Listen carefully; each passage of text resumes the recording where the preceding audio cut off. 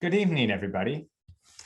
I'm Bob Kopp, co-chair of the President's Task Force on Carbon Neutrality and Climate Resilience, along with my colleague, Kevin Lyons. Welcome, and thank you for attending our third and final town hall meeting. Tonight, we're going to give you a brief status update on the task force, then open up a Q&A with Kevin and myself, moderated by Brian Ballantine, the Senior Vice President for Strategy, and then have a few rounds of breakout sessions where we will ask you to help us think through some of what climate solutions might look like in the Rutgers context. Throughout the evening, while we are in the main room, you will be muted. If you have any questions, please use the chat. Your questions will not be lost. Our administrative director, Angie Oberg, will be monitoring the chat all night. As we head into the final stages of the task of writing the university's climate action plan, we want to thank all of you for your attention and engagement over the past year and a half, which has indeed been a very trying one and not the circumstances under which we first thought we would be writing the climate action plan. Kevin and I would also like to thank the members of the task force and the 8 working groups and the student advisory panel who have all volunteered their time and their expertise through a very difficult year. I'd also like to give a special thanks to Angie Oberg, who, as I mentioned, is the administrative director of the task force, without whom Kevin and I probably would no longer be sane if indeed we were to start. It's only through our combined efforts that this planning effort has advanced. And we will anticipate that the outcome will be a climate action plan which sets Rutgers on a bold and achievable path forward. We're now going to hear some welcome remarks from the president of Rutgers, Jonathan Halloway. Good evening, and thank you for participating in this town hall. As you all know, this has been a difficult year on many fronts. However, while we grapple with an ongoing pandemic, there are reasons to be hopeful. To cite but one example, the development of effective COVID-19 vaccines at unprecedented speed shows us how quickly we can make change when we work together toward a common goal. It is in that spirit of collaboration and possibility that I find reasons for optimism. Earlier this month, I joined with the leaders of 125 other colleges and universities in calling upon the Biden administration to do the following: invest in a clean energy future and create 100% clean energy power sector as soon as feasible. Expand US leadership on climate internationally with a robust emissions reduction target for 2030 and a commitment to national net zero emissions no later than 2050. And work with state and local governments, businesses, and the social sector to drive greater national ambition on climate and prepare the country for the effects of climate change.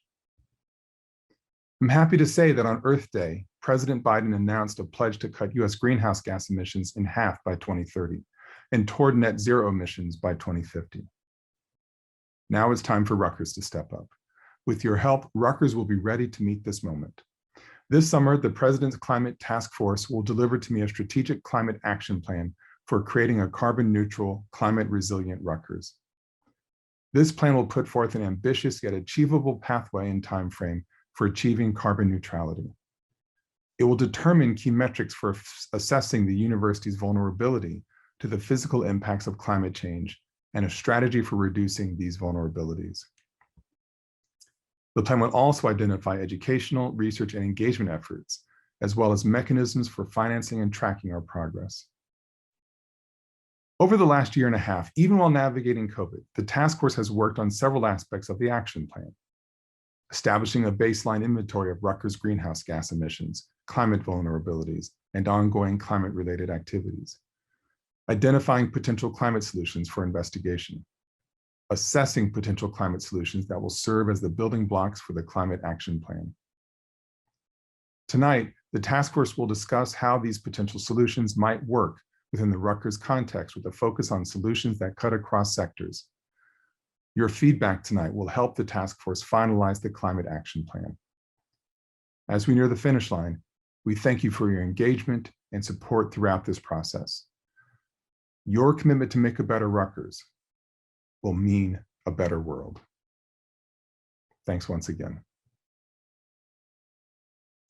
Thank you to President Holloway for those remarks. So now over the next few 15 to 20 minutes or so, I want to give you a brief update on the work of the task force since the release of our phase 2 report and provide context for some of the breakout sessions we'll have you engaging in during the second half of tonight's town hall. So let's begin. So first of all, let me accept acknowledging that this, as I said before, this is not the circumstances in which I hoped we would be meeting. I would hope that we would all be together in a single room, able to see one another face to face. Nonetheless, as we've dealt with the COVID crisis as a university and as a national and global community, we still have the climate crisis to address. And so we've moved forward over the last few months and over the last year and a half to get to the point where we understand fairly well what the emissions are at Rutgers, so what the challenges and what the potential solutions are. And what we'll be tasked with over the next few months as we go to the climate action plan is figuring out how to prioritize these solutions and put some timelines and goals to them. So just as a reminder, the task force was established in September 2019 by then President Bob Barchi, with the goal of developing Rutgers strategies, first of all, for carbon neutrality, which we've taken to mean how we contribute to the goal of achieving global net zero carbon dioxide emissions, and climate resilience, so enhancing the capacity of the university and the state of New Jersey to manage the risks of a changing climate. In February 2020, we released our first report, a pre-planning report that laid out the process we've been following for the last 14 months. It was followed up in July 2020 by an interim report handed to then new President Jonathan Holloway, from which we got a reaffirmation that you've already heard of his support for the process, and leading on to our phase 2 report in February, which identified, based on the work of working groups that engaged dozens of students, staff, and faculty, a set of potential solutions for that to incorporate into the climate action plan. And our task now, as I said, is to figure out how to prioritize those solutions and how fast and we can accomplish those within a reasonable budget constraint. So as a reminder, where we're starting from, Rutgers already is a leader in climate change research and engagement on the academic side. Through the Institute of Earth, Ocean, and Atmospheric Sciences, the Rutgers Climate Institute, and the Rutgers Energy Institute, there are networks that bring together over 200 faculty at Rutgers working to understand our planet and how to live in it in a more sustainable and resilient manner. We're one of the top 4 Big 10 schools on research activities around Earth and the environment. And our faculty are leaders in efforts like the Intergovernmental Panel on Climate Change, the National Climate Assessment, and the Intergovernmental Science Policy Platform on Biodiversity and Ecosystem Services. Rutgers has been a pioneer in community engaged climate research and engagement through initiatives like the New Jersey Climate Change Alliance, the Getting to Resilience Initiative, the Coastal Climate Risk and Resilience Graduate Program, and the New Jersey Climate Change Resource Center. And this year, President Holloway selected 12 big ideas to guide the university and its fundraising campaigns over the next several years. And one of those ideas is achieving a more sustainable future for our region and the planet through the Earth 2100 idea, which I encourage you to learn more about. In addition, on the operational side, Rutgers has already taken actions to reduce its emissions, including building a 10 megawatt solar facility that at the time of its conception was the largest campus-based facility in the US, agreement to build new facilities to LEED Silver standard, and incorporation of sustainability into its 2015 master plan. Nonetheless, there's a lot more work to do to bring what we do as an institution, as an operational entity, as an economic player, up to the level of our academic research and to accelerate our academic research and integrate that with what we're doing to advance climate action on campus. So let's look at the picture at Rutgers. This is one of the key products of our phase 2 report. It's showing a breakdown of emissions by sector to the extent that we're able to assess them. And this is for 2019, so it's a representative pre-pandemic year. Of course, if we were to look at the pandemic, we get a different picture. So the largest single wedge of this is 31% of overall emissions are the emissions associated with the electricity that we purchase off the New Jersey electric grid. So that's about 31% of our 470,000 tons of emissions. And just for context, 470,000 tons is about 0.5% of total statewide emissions in New Jersey. However, if you look at these two wedges together, they're actually which constitute primarily the sources of campus heat. They're actually close to half of our overall emissions. So we've got emissions associated with the grid, and then emissions produced on campus associated either with our heat production or with cogeneration, which is a way of, in a very efficient manner, but still fossil fuel power, using fossil fuels to generate both heat and electricity. So any solution focused on getting Rutgers to carbon neutrality is going to have to focus on these three wedges, which are the dominant part of what we would call our scope 1 emissions, the emissions that happen directly on campus, and our scope 2 emissions, the emissions associated with electricity. In addition, there are direct emissions on campus associated with things like Rutgers' own fleet vehicles, but they're relatively small. Rutgers buses account for about 1% of our overall emissions. And then we have emissions associated with the activities that Rutgers catalyzes through hiring people, through catalyzing, buying stuff, participating in food chains. So that includes things like the emissions associated with the food sold on campus, which we've assessed at about 4% of overall emissions, the emissions associated with people commuting to campus, which is about 17% of this total pie, and the emissions associated with business travel, which is about 2%. So what I want to do now is run through briefly some of the potential solutions that were identified through our phase 2 analysis, in which in the last couple of months, we've continued to refine to look at questions like how much these would cost and what the potential barriers are. So starting first of all with the 76% of emissions that constitute sort of the energy and subsystem of the university. There are three basic categories of solutions here. So first of all, this chunk that comes from the grid, our electricity supply that's not generated on campus, we can decarbonize this through basically two ways. Either building more renewable energy facilities, particularly solar energy on campus, or through purchasing off-campus wind or solar energies. Now, the economics of this are pretty good. Solar will pay for itself back in less than a decade, but there's not enough space resource on campus to do it all on campus. And there's a large financing challenge. It involves a lot of initial cost. And so one of the key challenges that we'll have to look at is the balance between facilities that are Rutgers owned and those that are third-party owned. Rutgers in the long run will get more savings from Rutgers' own facility, but we're talking about hundreds of millions of dollars of upfront capital. Whereas with third-party owned, we can reduce it to a sort of flat fee that we pay a year, very similar to what we currently pay for the grid. Now, turning now to this other wedge here that constitutes nearly half, that's associated with the use of heat on campus and with the electricity produced through the cogeneration of heat and electricity. There's a wedge of that we can reduce through more efficiency in our plant. So reducing building energy demand. That includes things like retrofitting less efficient buildings, installing metering, monitoring, and control systems so we have a better sense of where the losses in the system are happening and are better able to control things like air conditioning and heating in buildings, which I'm sure many of you have complaints about. It also involves things like decommissioning older, less efficient buildings and adopting new construction and energy standards for new buildings. Our estimate is that these can feasibly adopt in ways that pay back for themselves, mostly within a 5-year period. We can cut this half by about 20%. So that still leaves a good chunk of this where the ultimate solution is decarbonizing the heat supply, which ultimately means phasing natural gas out of campus heat production, either through some combination of transitioning to geothermal or transitioning to electric heating, through electric heat pumps, or some technology that really hasn't been demonstrated at appropriate scale, like carbon capture and for a small scale. So the challenge here is that one, this has to happen, and two, it is extraordinarily expensive given current technology.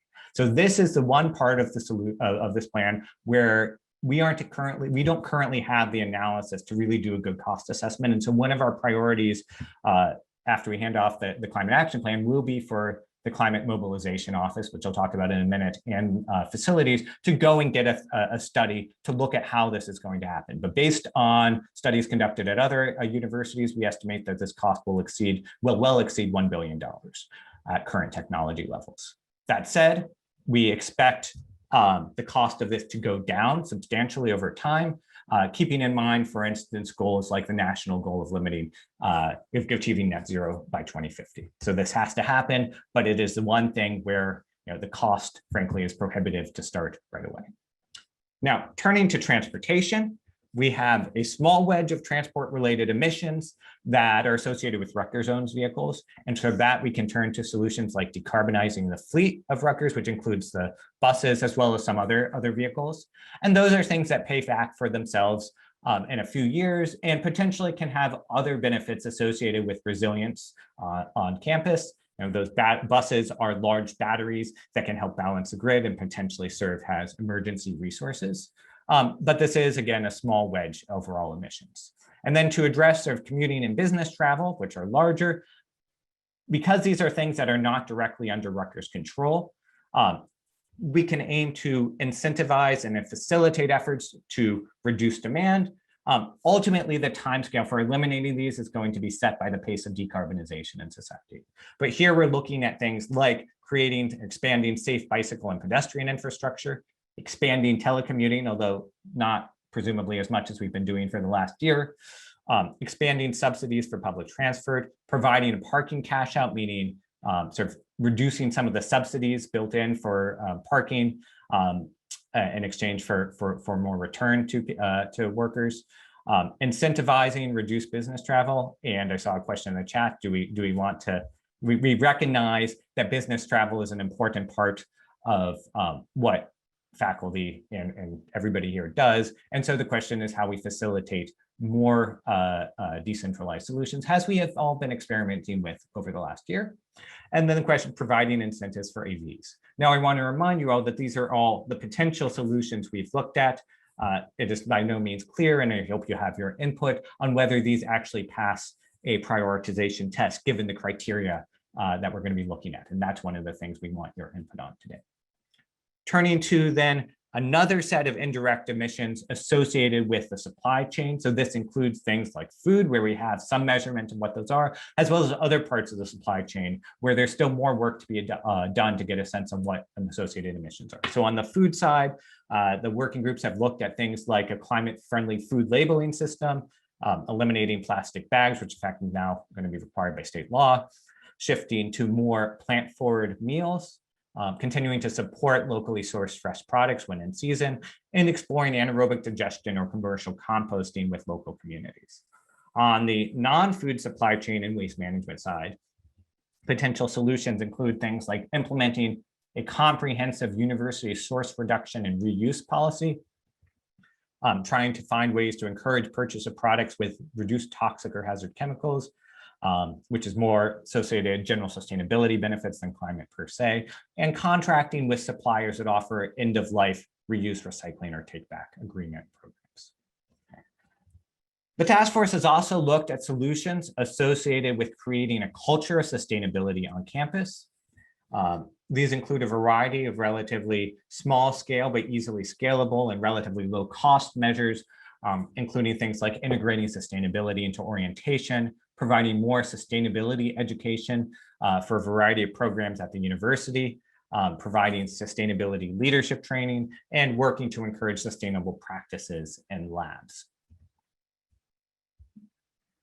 Now, as I said, with these scope 3 emissions, the emissions that are sort of the result of our indirect activities, things like supply chain and commuting, ultimately, the pace of getting those to carbon neutral is going to be set by the pace at which society as a whole in New Jersey gets to carbon neutral. If we want to offset those or reduce or counteract those beforehand, and if we want to achieve the goal that we've set out of being ultimately being carbon negative, we also need to expand potential carbon sinks. That is, we need to be removing carbon dioxide from the atmosphere, not just simply putting less in. And so the ways we can do that include land management practices on campus, which include things like expanding no or eco-mo zones, having more landscaping standards associated with capital projects that are concerned about carbon sequestration, promoting sustainable agricultural practices on Rutgers farms, and developing emissions inventory and reduction plans for Rutgers farms, two things which are already happening through the New Jersey Agricultural Experiment Station, and prioritizing carbon sequestration on Rutgers lands off campus that include things like afforestation plans for places like the Hutchison Memorial Forest, urban forestry master plans for our campuses, and developing a low carbon construction materials policy to look at ways we can cost effectively integrate lower carbon things, cements and things, similar materials into building practices. So that's sort of the scope of things that address the carbon neutrality part of our mandate. We've also looked at solutions associated with climate preparedness, which include expanding risk monitoring, much of which Rutgers is already a leadership in through things like the Office of the State Climatologist. So making sure that data for planning and response are available to stakeholders, and enhancing and coordinating resilient planning communications both throughout the campus and with our surrounding communities and with state and federal partners. So we looked at things like implementing climate resilient building infrastructure and operations on and adjacent to Rutgers facilities, participating in state and county all hazard mitigation planning activities, developing campus all climate hazard mitigation plans in concert with our communities, and paying a special attention to the most vulnerable members of our student, staff, and faculty through both communications and more broadly how we're going to deal with their vulnerabilities in the event of a climate or weather-related emergency. The task force have also looked at the question of how do we actually set up the institutions to make sure the university is following through on the goals set on the climate action plan that we'll deliver this summer. And the primary recommendation there is to establish a university-wide Office of Climate Mobilization reporting to senior university leadership. And so things that this office could do include setting up a monitoring dashboard to monitor and report on climate action plan progress and other sustainability metrics, so that we have a clear picture of how we're performing on our goals. Working with the great work we've talked about earlier to amplify, connect, and expand existing interdisciplinary research, teaching, and engagement efforts related to climate change, particularly with the social equity and economic development lenses. As I mentioned, for some of those biggest investments, many of them pay back for themselves over the course of a few years to decades, but involve substantial financing upfront. So there needs to be intensive work with the Office of the Chief Financial Officer and with IPO to develop a detailed financial model to do these capital intensive investments, including looking at the establishment of a green revolving fund, which would capture some of the cost savings from those investments and allow it to be recycled into green initiatives.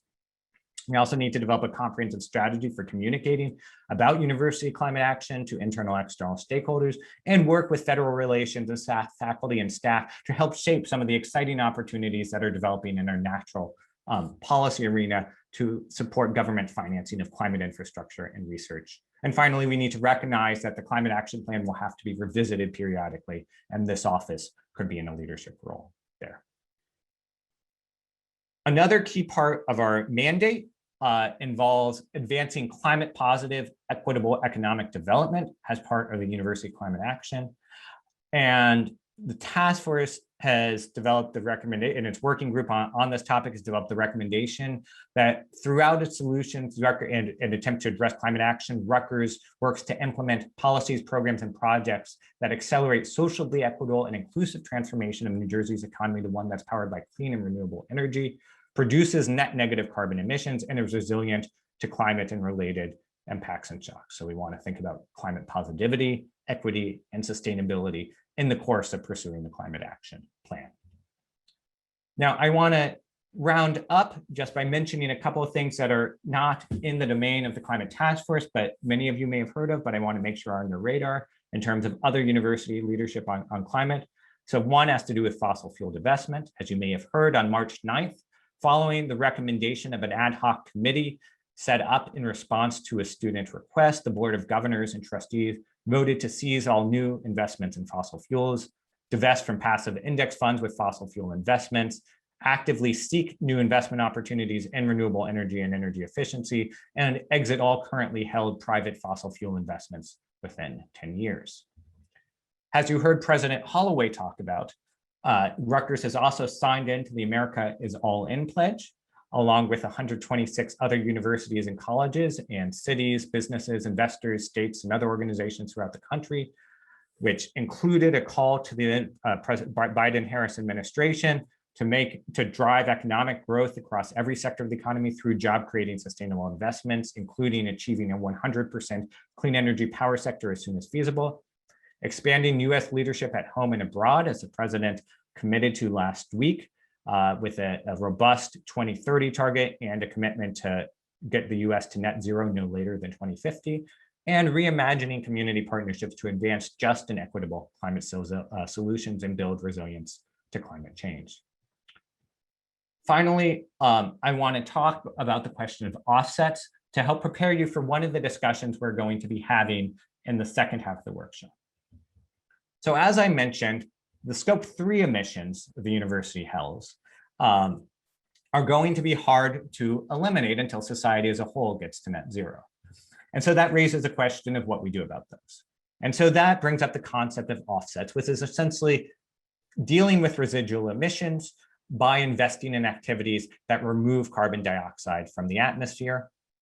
And so these fall into two categories. So one, university-initiated greenhouse gas emission offsets and carbon removal projects that would be managed by staff at Rutgers that are clearly additive, that is, would not have happened without the climate action plan, and are also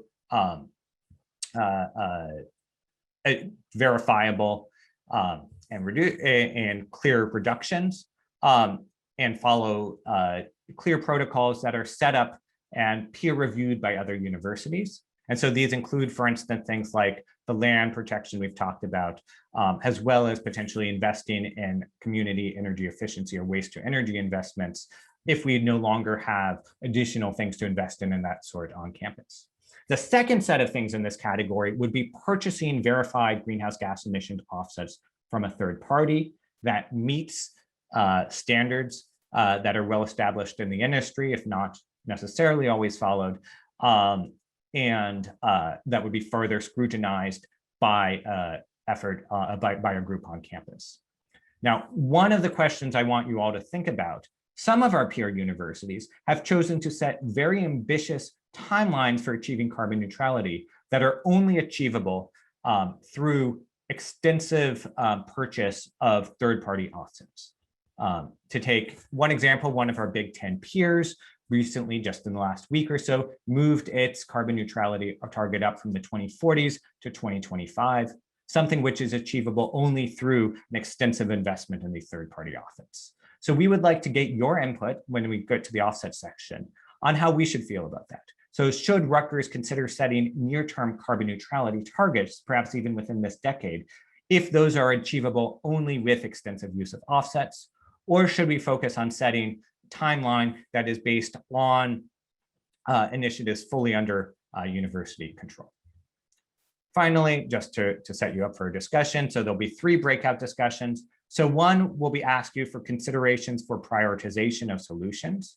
And I would like to encourage you to go to this URL here, climatetaskforce.rutgers.edu/4-27-town-hall, to pull up a matrix summarizing the solutions we've talked about and some of their characteristics. Second, we want to get your input on how to integrate these climate solutions into campus culture and the academic mission of the university. And third, get to your input on some of these questions about offsets that I alluded to just now. So on behalf of the whole task force, I want to thank you for your attention. And now I'm going to open it up for a Q&A by Kevin and myself. To moderate the Q&A, we're joined by Brian Palantine. Brian is the Senior Vice President for Strategy and Senior Advisor to the President, as well as a member of the Climate Task Force. Brian. Thanks, Bob, and thanks for having me. I really had the privilege of to work with this group some and really just providing support wherever I can. And I at the last town hall talked about how impressive it's been that this committee has stayed on the very ambitious timeline it had before the beginning of the pandemic. And then knowing that in the midst of everything that's going on, it looks like we're on track to have a complete report right on time. I think just there's a few things we could say that would live up to how impressive this work has been and how coordinated and how massive this undertaking really is. Thank you for that. I want to ask if just make sure everybody could go on mute who's not talking.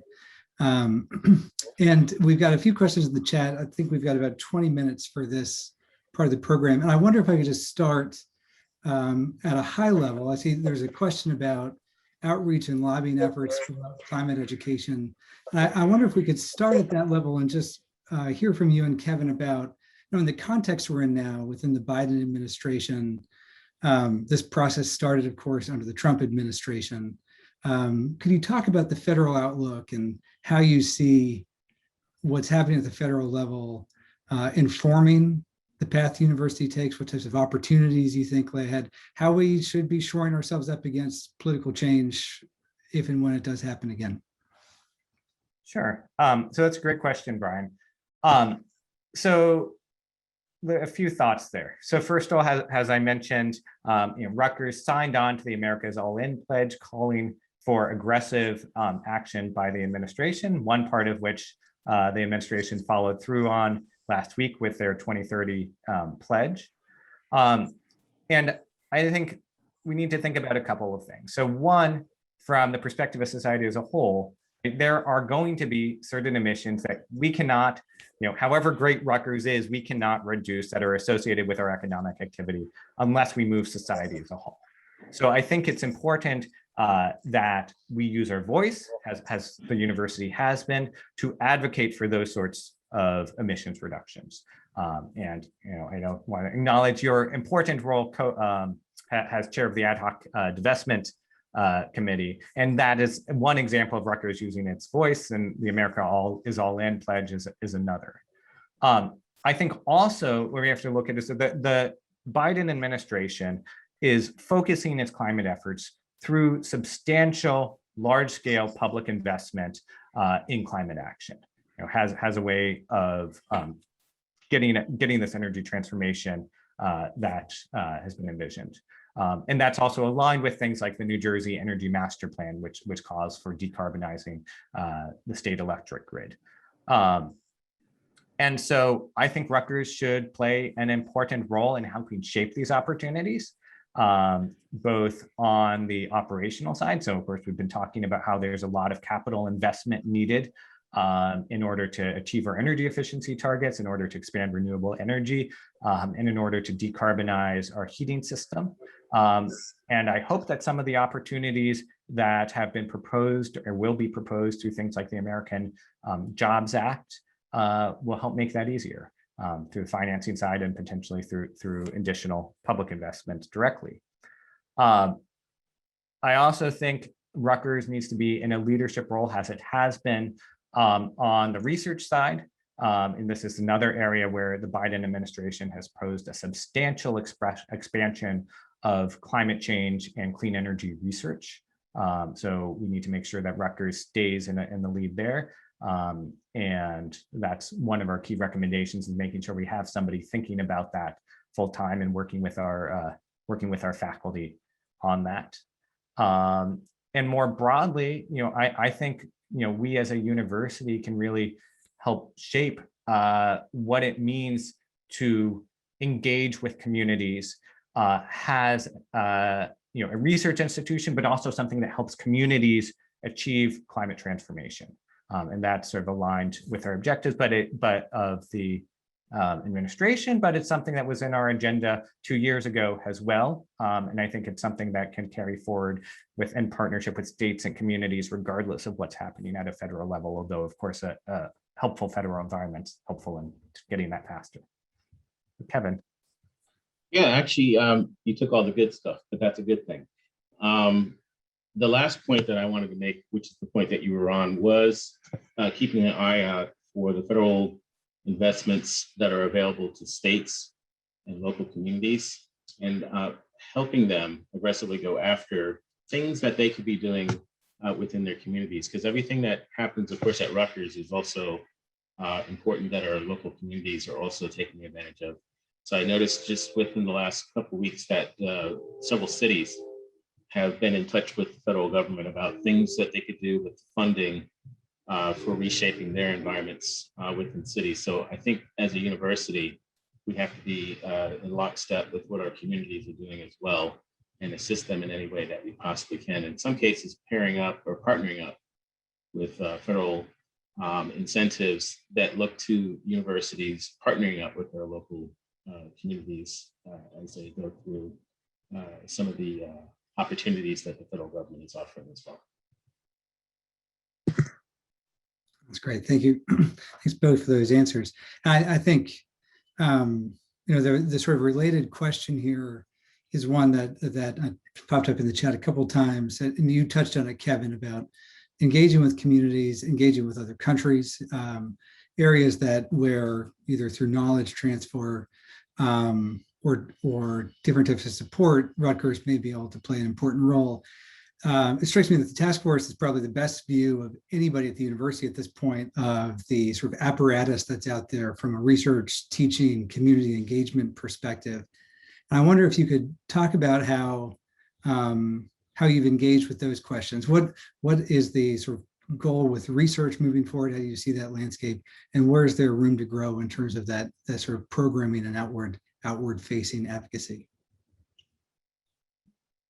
Kevin, you want to start that one? Go ahead, Bob. Oh, okay. So I think a couple of things on that. So one, like as we move forward with climate solutions, I think it's really important for us to think about how they interact with our communities and also how they interact with our academic and research mission. So for instance, we could spend $1 billion on decarbonization through capital infrastructure and try to make it as invisible as possible to the activities of the university. And it might just pay for it on the balance sheet, but not really talk about it and not really use it as a platform for education and teaching. Or we could try to get students involved in that process and community members involved in that process as much as possible. And certainly my personal preference, and I think we'll see that in recommendation of the task force as well, is the latter. Like we should be using the university campus, and the state has living laboratories to look at the question of how sprawling urban megaregions, of which we sit at the center of one, can take actions to eliminate their carbon emissions and become more resilient to climate change. So I think that needs to be a driving theme through all the climate solutions, is how we tie into the not just research and teaching, but also sort of community engagement and extension elements of the university. I want to plug, one of the exciting activities that is happening now. Rutgers in 2020 was named by the state to host the New Jersey Climate Change Resource Center, which has been established to leverage the entire public higher education infrastructure of the state to help communities and businesses in the state government address challenges related to climate adaptation and mitigation. And one of the new things they've set up is a climate resilience core that draws upon some of the graduate students in planning and in coastal climate risk and resilience this semester, that is working with a bunch of municipalities to help them develop climate hazard mitigation plans.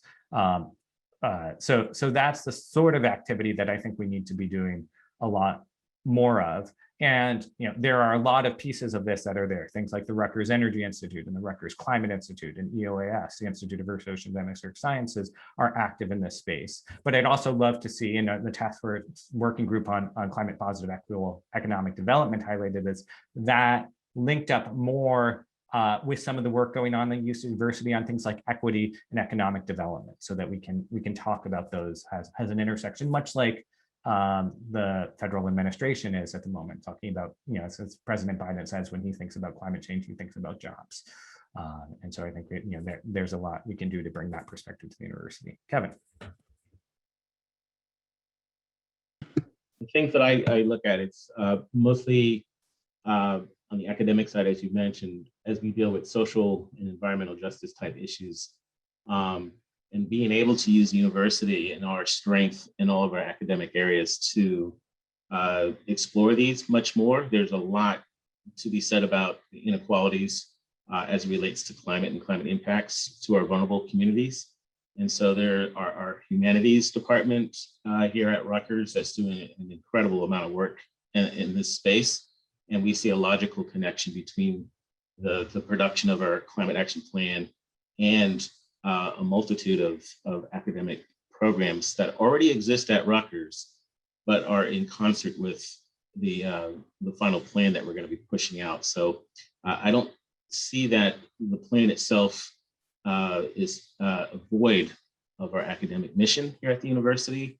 I hope that everyone would look at it as an invitation to align their current academic and research pursuits with what we've written up in the climate action plan. So I think it's going to help, I think, elevate some of the areas of our academic mission at the university, and I'm looking forward to that. All right, thanks.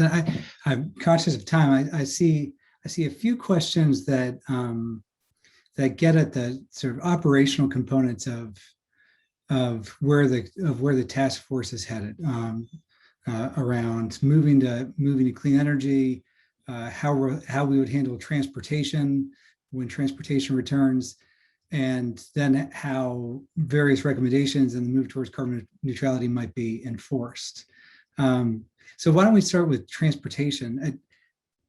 What is your view after assessing this? What about sort of what's reasonable for post-pandemic life from a transition standpoint? How much is academia capable of changing in this area? Talk about the transportation component of moving to a carbon neutral environment. Well, we have, as you mentioned, transportation is it's a small wedge on the admissions. However, it's the most one of the most visible that everyone sees. And so the transportation working group has put together quite a number of opportunities, I'll call them, for the university to consider. Bob had mentioned quite a few of them in his opening about partnerships with public transportation and others, looking at incentives for not driving on campus, the bus fleet system eventually going towards electrification, and other things that we can do with our bus systems, including the buses themselves as battery storage facilities, in a sense, when we move towards electrifying our buses. The commuting part, again, I will not speak eloquently for the transportation folks, but again, upping the incentives for not driving. I think the idea that conversion to electric vehicles is great, but even better is a campus that we can get around without the need for our cars. Is something that we're working towards, and I think there's a pretty nice plan in the transportation section of the plan that deals with that. But anything else that you want to add, Bob? Well, I just think, like, on that vein, I think this is an important objective that needs to be integrated into revision to the campus master plan. Sustainability was in the 2015 master plan, but this idea that we really want to encourage people as much as possible to move away from cars and to other forms of transportation is part of that. I think that the related question here is about sort of governance and giving recommendations like this some teeth, whichever way the recommendations go along the various working group areas. So maybe you could talk about how you all have envisioned that working, what you've seen in other schools that have committed to carbon neutrality already. What are the governance structures? What are the sort of operating rules that you think make this effective?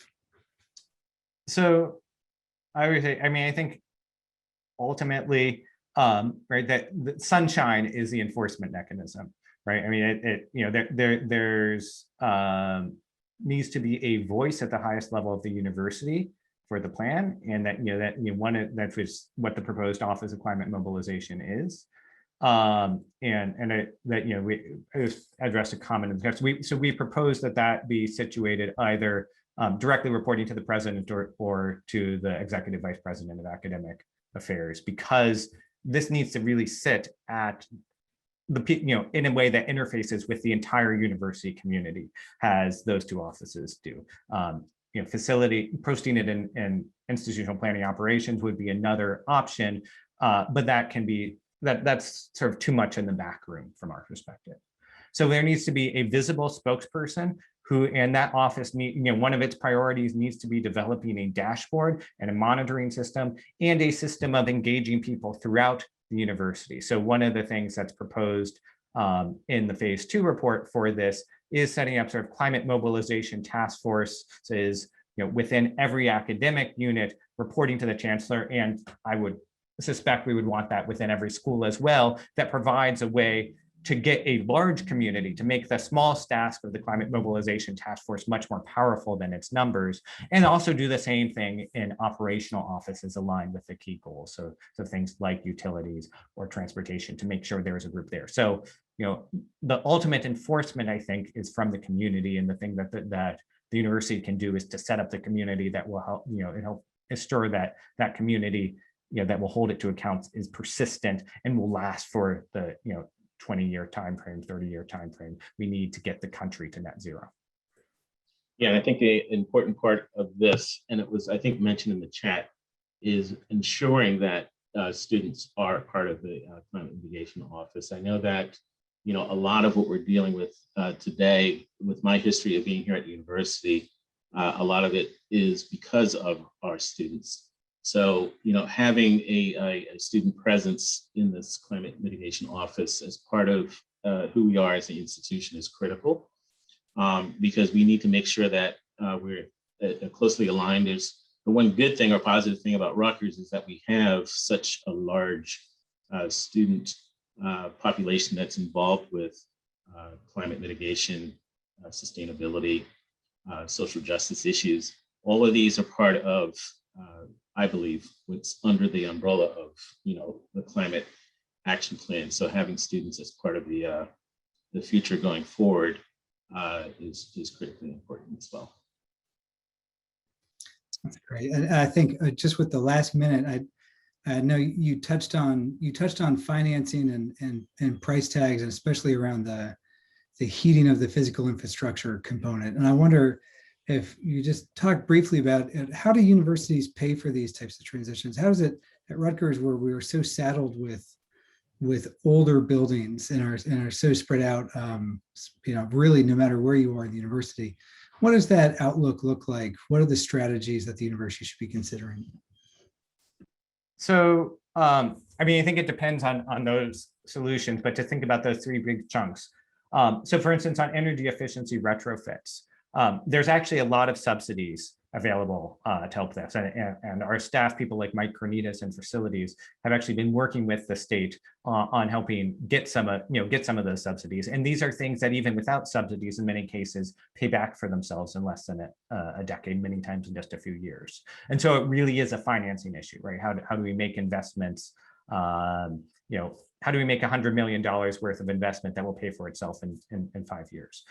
So I think the details of that is something that has to be a priority to work out, and the task force hasn't done that in full. But I think that there are a variety of mechanisms. So we're talking about, for instance, some internal borrowing combined with state and federal subsidies for things like energy efficiency investments.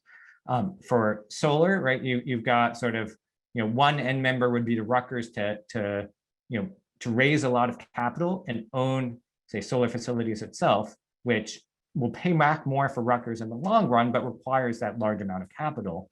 The alternative is to use agreements, things like they're called purchasing power agreements, where essentially a third party raises the money, doesn't go on Rutgers' budget sheet, raises the money, and then we just pay them, a amount per kilowatt hour, just like we would pay to PSE&G.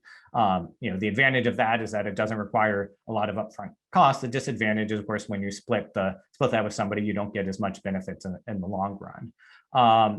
And then, for decarbonizing the heating system, that's just, we have to look for, see what federal and state subsidies are available. And frankly, I think we may have to wait a little bit for the costs of that to come down, but I expect they will come down substantially over time. Right now, if we were to try to do that, I think it would probably be the largest university project of its kind in the world. And as I said, I think the sort of capital investment you're talking about, I think University of Michigan did a recent assessment of that in their climate plan and talking about $2 billion or so. So that's a very substantial investment. And so I think, one thing we can be doing is, particularly at a time where the federal government is talking about how to catalyze the clean energy transformation, is to use our voice in Washington and in Trenton to advance policies that will make some of these things more cost affordable, right? So if you imagine, like, if the federal government were to say, okay, well, we're going to make zero interest loans available to higher education institutions for this sort of activity, well, that might change the picture considerably. Okay, well, I see that I know we've got more questions in the queue than we could answer, but I see that we're past the time on the agenda for this bit. So I think there's a break now. It's just scheduled for 7 minutes to 7:30, and then coming back to do some breakout activities and further discussion. Thank you for moderating, Kevin. I appreciate it. And thank you all for your questions. And I think Kevin and I will, if I can volunteer Kevin to help, we'll try to go through the chat and see if there's things that we've missed that we can respond to quickly. Exactly. Okay, I think we're ready. All right, so I'm going to get things started off. I have a few things to say before we break off into our first of 3 breakouts. So first of all, welcome back, everyone. During this second half of the town hall, we'll be asking you to provide some very targeted input. In the first breakout session of 3, we would like you to consider solutions, the solutions matrices that we will be sharing. There's a link that I think we provided earlier as well, that Bob presented earlier in the evening. You also find that the link to this is also in the chat, I believe, as well. So in this first breakout, we'd like you to address 2 questions as you review the matrices. First question, are there considerations with regard to implementation that are not addressed in the matrix? Okay, first question. And the second question is, in your opinion, what metrics are most important when prioritizing our solutions? Okay, so those are the 2 questions. And then you're going to use that as part of your discussion in your breakouts. Now, before I send you to the breakout sessions, I'd like to thank a few people that have actually been involved for the entirety of the time that we've been a part of the climate task force. These are folks who have volunteered to help us with these breakout sessions. They've been facilitators, they've been note takers. Many of the people have been serving, as I said, for quite a bit of time with us, and they're actually working with us again tonight. These sessions are very helpful to us because hearing from you makes us do, I think, a much better job. And we wouldn't be able to do what we do without them and without you as well. In a couple moments, we'll be opening up the breakout sessions. You will be automatically assigned, so you don't have to do anything. You'll be pulled into a room. And once you're in the room, you'll be able to unmute yourself. And so you'll be able to have the discussions about the 2 questions I posed earlier. We will reconvene back here in the main room at 7:50. So we're going to give you 20 minutes to work as a team. And then we'll give you the prompts for the very next session, which is the second one. So we'll see you back at that time.